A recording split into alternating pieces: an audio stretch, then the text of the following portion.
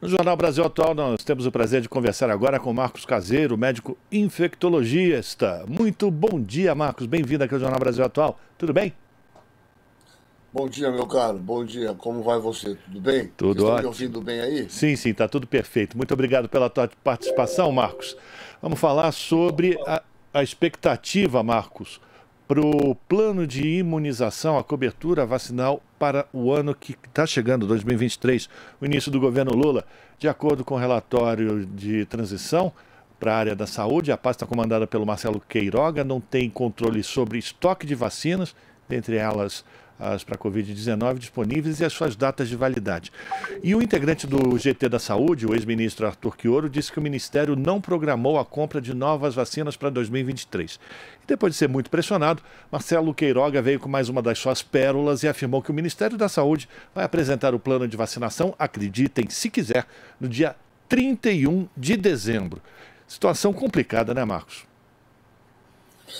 Meu caro, deixa eu falar. Primeiro, muito bom dia. É uma honra estar aqui com você, com os nossos queridos ouvintes. Se você me permitir, eu estava ouvindo vocês aqui e me permita uma pequena consideração em relação à reportagem anterior que vocês estavam falando sobre a tuberculose, né? Eu sou infecto, tuberculose é um dos trabalhos mais importantes, uma das coisas que eu mais trabalho na minha vida, além do HIV, é a tuberculose. A tuberculose, como vocês bem falaram, e rapidamente, é um enorme problema de saúde pública no nosso Brasil. É uma vergonha, né? Rio de Janeiro, Amazonas são os estados que têm a maior incidência de tuberculose no nosso país. Mas aqui na região onde eu estou nesse momento, que é a Baixada Santista, tem uma das maiores incidências de tuberculose do Brasil, muito maior do que a do Rio de Janeiro, né? E a tuberculose é uma doença que tem uma coisa que nós, epidemiologistas, chamamos de determinação social. A tuberculose tem uma determinação social. Para as pessoas que estão nos ouvindo ter uma ideia, se você pega esse número, por exemplo, na Europa, Portugal, você tem 6 casos para cada 100 mil habitantes. Aqui, na Baixada Santista, nós temos 120 casos para cada 100 mil habitantes, né? É uma das maiores vergonhas. E quando você analisa essa tuberculose nas regiões aqui, a tuberculose tem 7, 8 vezes mais nas regiões mais pobres, né? Na área de palafita, em regiões de favela, mostrando a vulnerabilidade social, alimentação, moradia, água encanada, saneamento, como muito bem foi falado, com uma determinação dessa doença vergonhosa, né? Que tem tratamento, mas precisa de um tratamento de 6 meses. Então, todo mundo. Eu pergunto para meus alunos, na faculdade, no primeiro dia de aula, eu falo que eu vou fazer uma pergunta o tempo inteiro, todo ano, em todas as provas, né?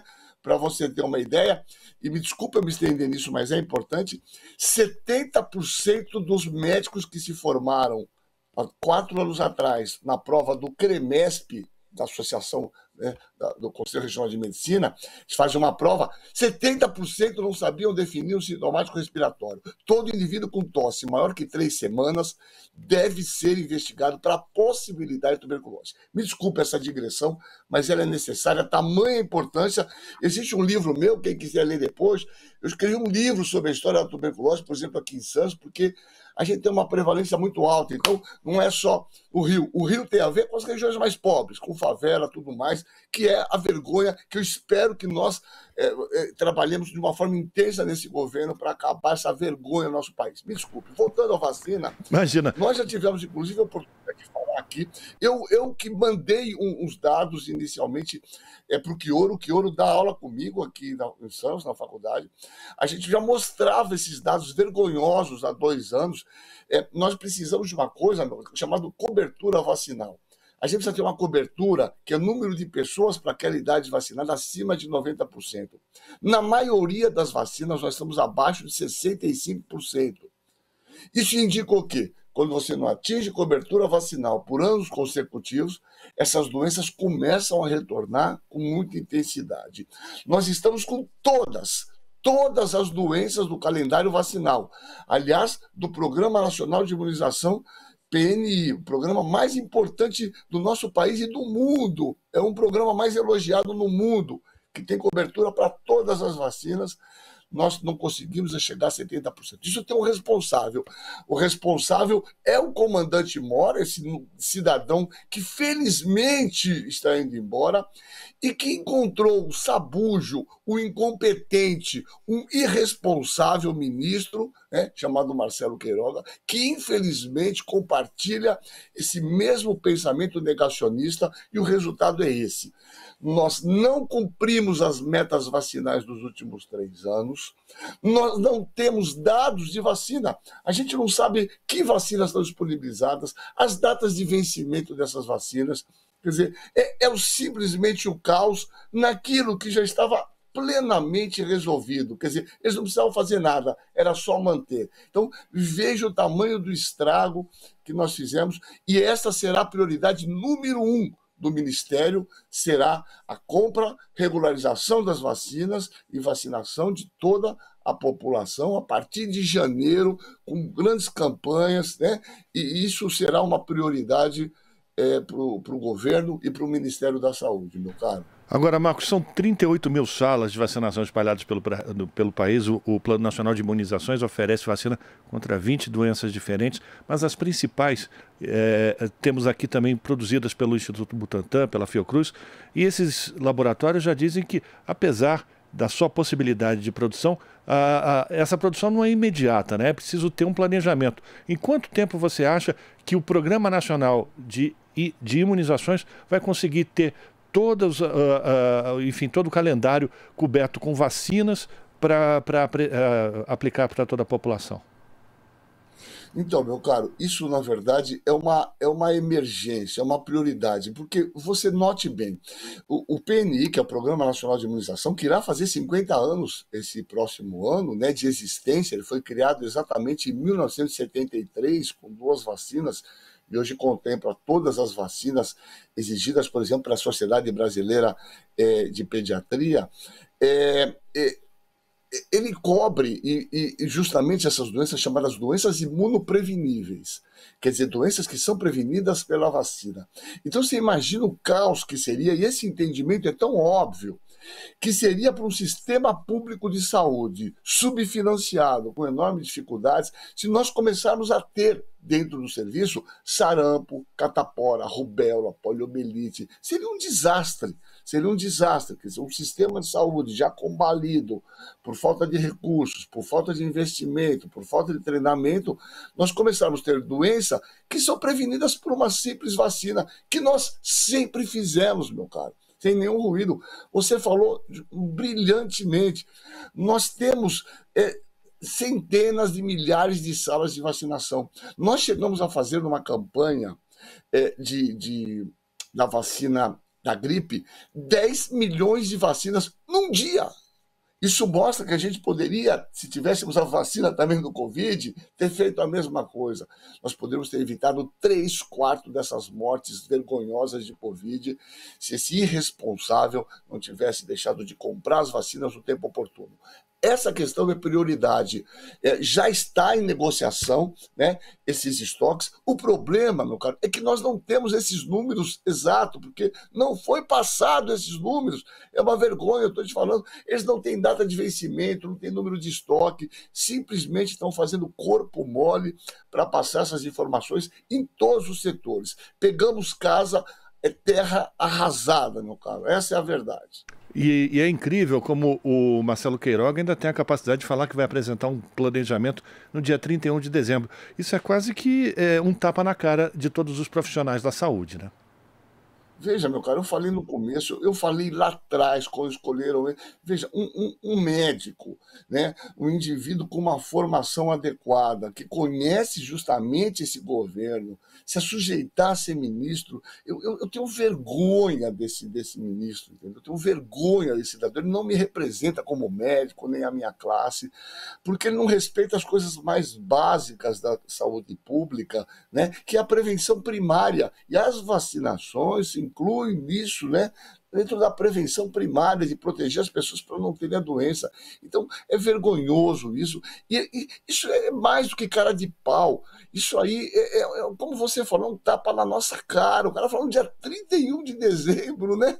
No apagar das luzes, quando ele vai embora, felizmente, vai para o lixo da história, será lembrado como os piores ministros, junto com o Pazuello e toda essa gangue que assumiu no ministério, serão esquecidos para a história, né?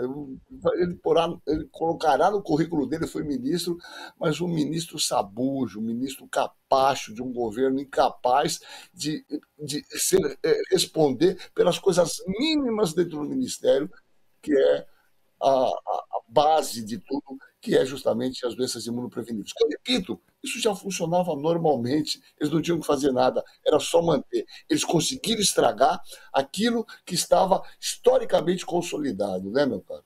A gente está conversando com o médico infectologista, professor Marcos Caseiro.